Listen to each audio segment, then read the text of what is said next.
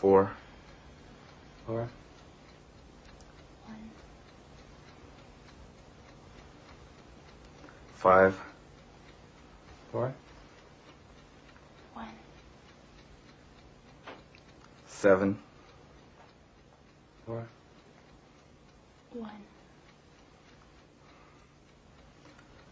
9. Laura? 1. Just try to keep it in as long as you can. 9. Good. Laura? 1.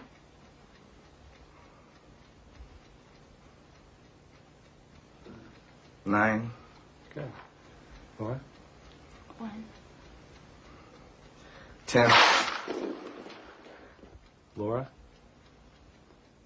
1. Despite the evidence, it's still hard for most of us to accept the notion that the human mind can act in ways that are contrary to the individual's best interest,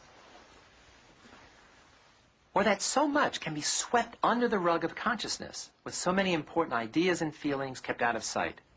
But suppose we could illustrate that parts of the mind can actually be separated and can function independently from each other, that the mind can be a double agent, spy and counter-spy at the same time, revealing and concealing, knowing and not knowing, aware and confused. How? By cutting the brain in two and seeing what happens. Patients suffering from otherwise incurable and incapacitating epileptic seizures are often helped if the connection between the two cerebral hemispheres is cut. The two halves of the brain are mirror images of each other, connected by the corpus callosum, a bundle of about 200 million nerve fibers carrying information to and from each side of the brain. When it's severed, the brain's electrical impulses that cause epileptic seizures are blocked from spreading. In a sense, the brain is divided already. The nervous system is wired so that incoming sensory impulses from our vision or our sense of touch are routed to the opposite side of the brain. So what's seen by the right eye or touched by the right hand is routed to the left hemisphere of the brain, while the right hemisphere picks up signals from the left eye and left hand. Normally, this information is then shared by both sides of the brain via the corpus callosum. But when it's cut, all that changes.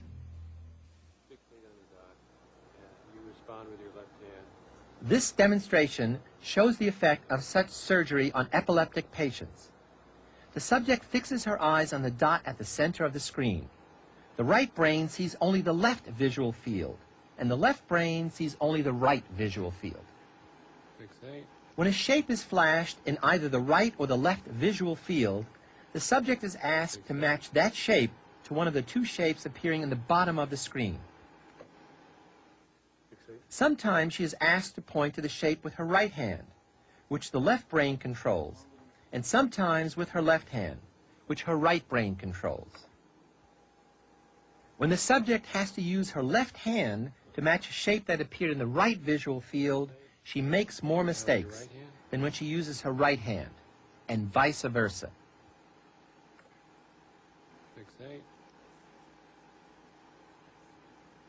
The sensory messages from the right hand and left visual field and the left hand and right visual field go to opposite sides of the brain. This information cannot be shared because the connection between the two sides has been cut.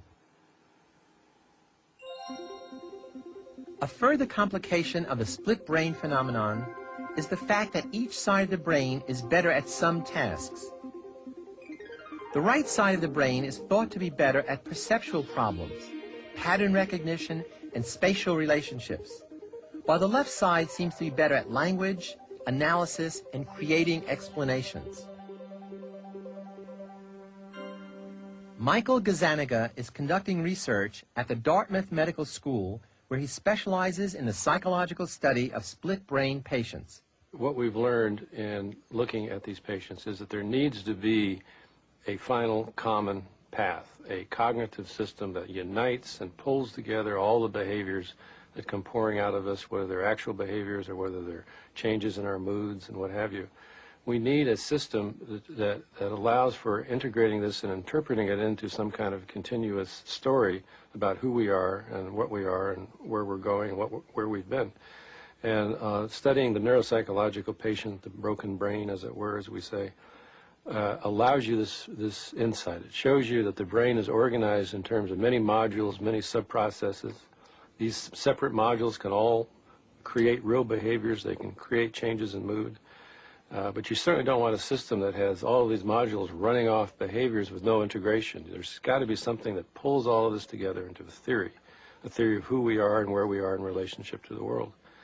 And the neuropsychological data from both split brain patients and other focal disease patients suggests that there's something in the left hemisphere that we've called the interpreter that performs this integration, this crucial link for human consciousness. The notion here is that the interpreter turns out to be the essential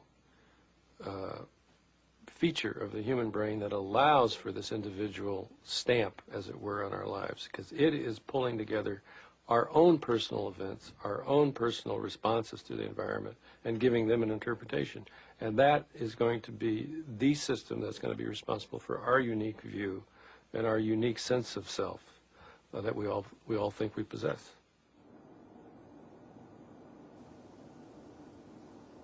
Some neuroscientists and cognitive psychologists believe that if the brain is in fact a confederacy of modules, it might work like this.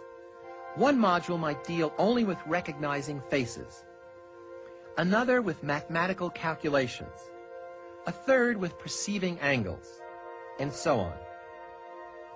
These highly specialized multi-minds are then moved into consciousness temporarily, and then moved out when no longer needed. But when the wrong mind module is moved in, or isn't moved out fast enough, we're in trouble. The result is an error in judgment. So, where does this leave us? With a mind that hides what it doesn't want to accept?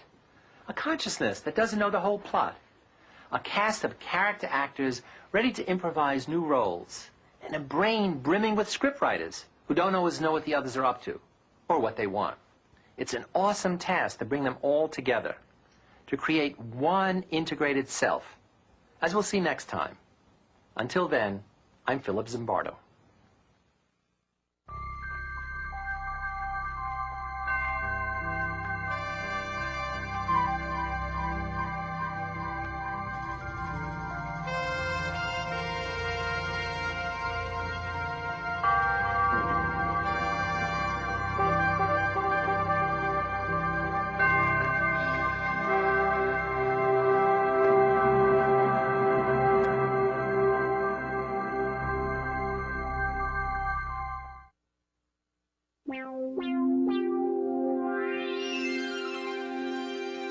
Funding for this program is provided by Annenberg CPB to advance excellent teaching.